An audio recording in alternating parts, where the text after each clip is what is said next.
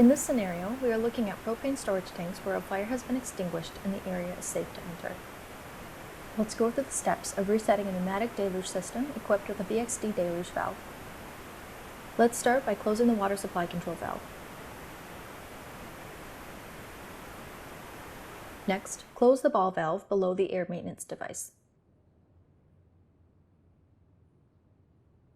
Now you will need to drain down the system, so let's open the main drain and wait for the system to drain.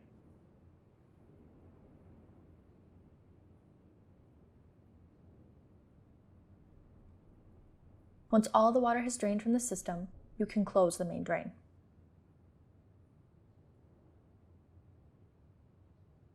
Before reintroducing air to the release line, you will need to repair or replace any detection devices that have been damaged and close any open drains.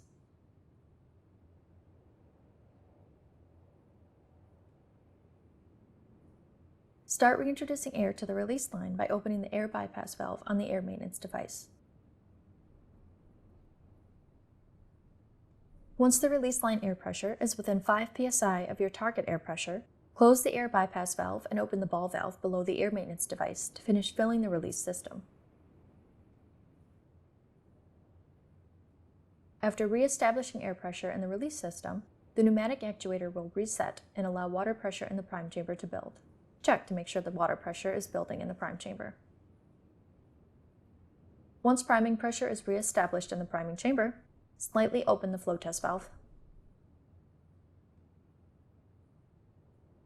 Then slightly open the water supply control valve. Once water flow has been established, close the flow test valve. Opening the flow test valve purges any air from the inlet chamber of the VXD valve. Now, fully open the water supply control valve. After the system water pressure is restored, any alarm panels that were activated will need to be reset to clear any active alarms. Excellent! The system has been placed back in service.